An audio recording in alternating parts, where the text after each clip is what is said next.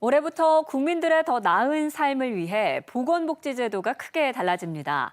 저출산 문제를 풀어내고 양육 부담을 덜기 위한 지원부터 국민 생활에 보탬이 되는 제도까지 변화되는 내용들이 많은데요. 자세한 내용 이인철 참 좋은 경제연구소장과 함께 이야기 나눠봅니다. 소장님 안녕하세요. 네, 출산율이 소폭 반등을 하긴 했는데 여전히 세계 최저 수준이라고 합니다. 정부가 특히 난임 부부 지원을 확대한다고 하는데 어떤 내용입니까? 그렇습니다. 주위에 이제 친구분들 결혼하실 텐데 이제 출산과 관련해서 이제 굉장히 출산하겠다라는 분이 계신가요? 그럼요. 오늘 있어요? 아이 키우고 있죠. 두 부류인 것 같아요. 제 주변에는 결혼을 한 신혼부부조차도 아예 우린 어, 딩크족이다. 출산에 대해서 전혀 계획이 없거나 어. 뒤늦게 5, 6년 정도 결혼 생활을 하고 뒤늦게 아이의 필요성으로 이제 임신을 하기를 원하지만 난임 때문에 굉장히 고민하는 이제 친구들도 꽤 많은데요. 네. 이번 출산율 이제 정책의 핵심은 뭐냐? 바로 이제 난임 부부 지원을 대폭 강화했다라는 겁니다. 이 지금 첫 결혼 연령이 사실 좀 늦어지고 있죠. 이러다 보니까 이제 출산조차도 35세 이상 고령 산모가 늘고 있는 만큼 임신 가능성을 미리 점검할 수 있는 필수 가입력 검사비 지원 규모가 늘어납니다. 기존에는 이제 가입 필요가 임신 준비하는 부부만 대상이었다면 2025년 지난해부터는 결혼 여부와 상관이 없습니다. 자녀 수에 상관없이 만 20세부터 49세 모든 남자와 여자 똑같이 확대가 됩니다. 네. 생애 주기별로 최대 3회까지 지원이 되고요. 여성은 최대 13만 원, 남성도 5만 원까지 정액 검사를 받으실 수가 있습니다. 그리고 난임 시술을 받는 분들 행정적 부담도 줄어드는데요. 난임 시술비 결정 통지서의 유효 기간이 6개월로 연장이 되다 보니까 이 난임은 배란일을 좀 맞춰야 되는 부분이 있거든요. 그러다 보니까 좀 시술이 일정이 좀 지연된다 하더라도 이런 이제 다시 재산정해야 하는 번거로움을 좀 줄이기로 했고 또 하나 아마 정말 임신을 원하는데 이 완전 난임 때문에 임신 때문에 정신적 스트레스가 굉장하거든요. 네. 그래서 지금 난임, 임산부에 대한 어떤 심리상담센터 전국적으로 9권역에 있습니다. 9지역에 있는데 이걸 올해 전국 13개 지역으로 확대합니다. 특히 이제 이 전문 상담을 1인 최대 10회까지는 무료로 상담을 지원하고 있고요.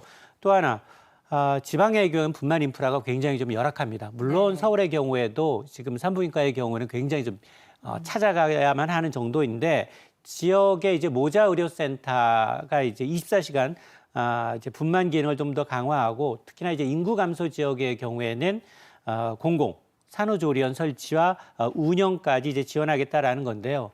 그러니까 이제 출산을 좀 기피하는 것이 아니라 좀 출산을 좀 선택할 수 있도록 출산, 임신 이전부터 모든 것을 좀 지원하겠다라는 겁니다. 네, 말씀하신 부분. 이제 이 출산도 개인의 선택이 아니라 뭔가 국가의 책임이다. 이렇게 보는 시선이 많아졌더라고요. 맞습니다. 그래서 출산과 관련한 지원이 이번에 굉장히 많이 확대가 되지 않습니까? 어떤 부분입니까? 맞습니다. 특히 이제 아마 가장 상징적인 제도 하나를 꼽으라고 하면 출산 전후 예. 휴가 기간이 되게 좀 길어지고요. 지원은 더욱더 두둑해집니다. 우선 이제 출산 전후 휴가라는 게 뭐냐? 임신 중이라면 출산 후만 있는 게 아니라 출산 전이라도 휴가를 갈 수 있어야 된다. 네. 이제 국가가 충분히 휴식을 취할 수 있도록 보장하는 제도인데 휴가 기간이 한 명 임신했을 경우에는 90일 동안입니다. 그리고 미숙아를 출산할 경우에는 100일까지 휴가 기간을 인정해 주고요. 쌍둥이 이상 다태아를 임신할 경우는 최고 120일까지 보장이 되는데 그리고 지원금도 올라갑니다. 올해부터 이제 급여 상한액이 매달 210만 원, 기존 210만 원에서 220만 원으로 인상되기 때문에 예를 들어서 나는 한 명을 출산을 했고 90일 동안 휴가를 보장받는다라고 하면 석 달 동안 220만 원, 최대 660만 원까지 지원을 받으실 수가 있고요. 또 하나가 배우자 휴가예요. 네. 옛날에는 배우자 휴가를 잘 못 썼거든요. 예. 특히 이제 공공기관이거나 대기업의 경우 좀 썼는데 요즘 조금씩 늘어나고 있거든요. 근데 이제 이 휴가 기간도 종전에 10일에서 20일로 더 늘어나고요. 출산일로부터 120일 이내 최대 3번에 걸쳐서 나눠 쓸 수 있습니다. 이렇게 되면 맞벌이 부부의 경우에는 조금 효율적으로 아이를 케어할 수 있고 특히나 이제 중소기업의 경우 우선 지원 대상의 경우에 근로자의 경우에는 배우자 출산휴가 정부가 20일 전액 대해서 급여를 지원하고 있기 때문에 야 지금 출산하면 독박육아다. 대부분 이제 아내분들이 배우자가 지금 독박육아 굴레에서 좀 벗어나서 부부 공동육아로 좀 문화를 좀 정착시키는 계기가 됐으면 좋겠습니다. 네, 이런 지원으로 또 휴가 눈치 보고 쓰지 않을 수 있는 그런 환경도 정착됐으면 좋겠다 싶습니다. 또 양육 부담을 덜어주는 정책들도 마련이 됐는데요. 올해부터 아동수당 지급 대상이 확대가 됩니다. 맞습니다. 어떻게 달라집니까? 올해부터 이제 출산 육아뿐만이 아니라 아이를 낳고 키우는 데 들어가는 이제 부모님들을 위해서 아동수당이 더 늘어나는데요. 지급 연령이 이제 올해부터입니다. 매년 한 1세씩 이제 올라갑니다. 그동안은 이제 만 8세 미만까지 지급이 되어 왔습니다. 단계적으로 확대가 돼서 2030년에 가면 만 13세 미만 모든 아동에게 아동수당을 지급받을 수 있는데 매달 최소 10만 원씩이에요. 그리고 이제 인구소멸 지역의 경우는 최대 13만 원까지 이제 지급이 되는데 이 인구소멸 지역의 경우는 이제 거주지에 따른 이제 추가 수당이 신설이 돼서 비수도권이라든가 인구 감소 지역 거주 아동에게는 기본 10만 원에다가 월 5천 원에서 최대 2만 원까지 얹어주고 여기에다가 저는 현금을 받는 게 아니라 지역 상품권으로 받겠습니다. 지역 화폐로 연계될 경우에는 추가로 인구 감소 지역에서는 지역사랑 상품권을 받을 경우 월 10,000원을 추가로 지급받아서 최대 13만 원까지 혜택을 받으실 수 있습니다. 네, 또 뿐만 아니라 부모들이 현실에서 가장 또 절실한 게 돌봄 아니겠습니까? 올해부터는 중위소득 기준이 더욱더 확대가 되고 또 새로운 제도도 생긴다고요? 맞습니다. 아이 돌봄 서비스는 이제 만 12세 자녀가 있는 가정에서 부모가 뭐 일 때문에 근로 때문에 아니면은 이제 구직하거나 질병 때문에 이제 직접적으로 아이를 좀 돌보기 어렵다라고 할 경우 국가가 돌봄을 지원하는 제도입니다.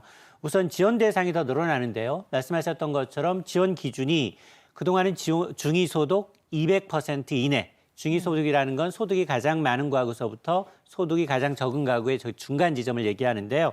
250% 이하 가구로 완화되기 때문에 아마 지원 대상 가구 수 자체가 한 12만 가구에서 12만 한 6천 가구 정도로 늘어나게 됩니다. 그러니까 이제 맞벌이 가정들도 혜택을 받을 수 있는 그런 촘촘한 돌봄이 가능해지게 되고요. 예. 또 하나 이제 인구 감소로 보육 인프라가 좀 부족한 지역에 대해서는 지원이 더 늘어나는데 인구 감소 지역의 이용 가구에 대해선 본인 부담금의 10%를 추가로 지원을 해서 경제적 부담을 좀 덜어주고요. 네. 또 하나 돌보미 선생님들, 선생님들의 처우도 개선됩니다.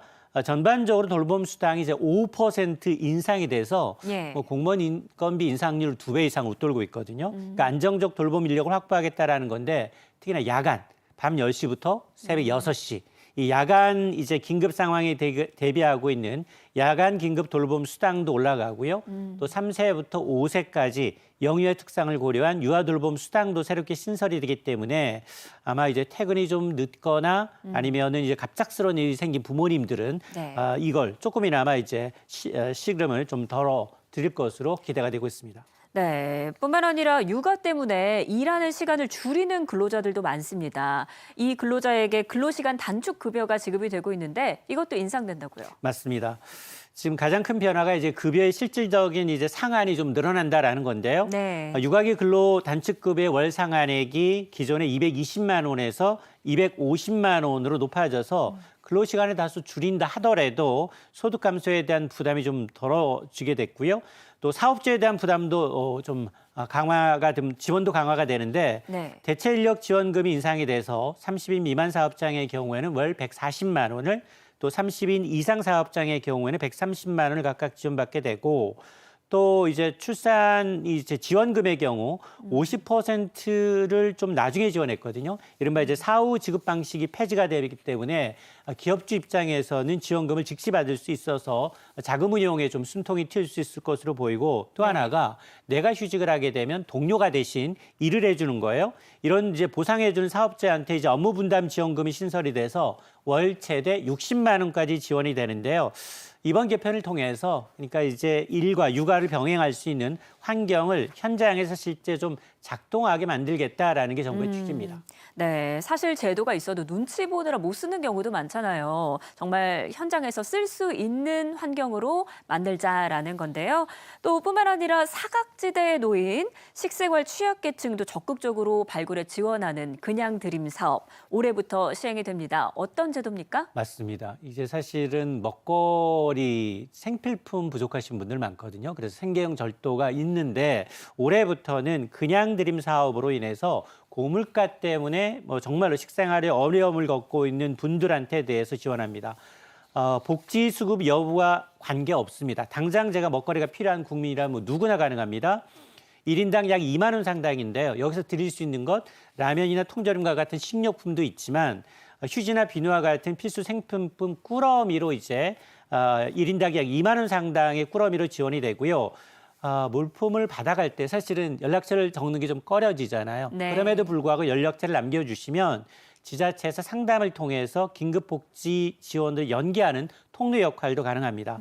그냥 드림 사업은 오는 5월부터 본격적으로 시행이 되게 되고 2027년부터 전국적으로 확대될 예정인데요. 어디 가면 이용할 수 있느냐? 우리 동네 푸드뱅크 혹은 푸드마켓 그리고 이제 통합사회복지관 등 동주민센터 같은 접근성이 이제 좋은 곳으로 설치가 되는데 이 사업을 통해서 정말로 위기 상황에서도 최소한의 먹거리를 보장받는 사회 안전망이 좀 구축이 됐으면 좋겠습니다. 네, 맞습니다. 또 건강도 더 세심하게 챙기게 되는데요. 올해부터 55세 그리고 66세 국민은 국민 건강 검진을 통해서 폐기능 검사를 받을 수 있게 됐네요. 맞습니다. 올해부터 이제 55세, 66세 국민에 대해서는 이제 국민 건강 검진을 통해서 폐기능 검사를 받을 수 있게 됩니다. 폐기능 검사라는 건 산소를 들이마시고 이산화탄소를 이제 내뱉는 능력을 측정해서 폐가 얼마나 잘 작동하고 있는지를 확인하는 검사인데 예.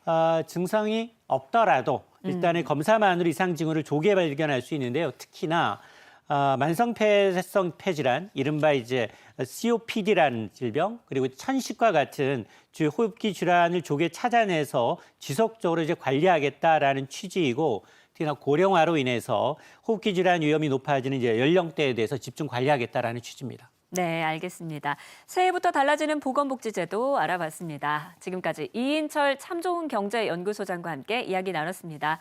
소장님 고맙습니다.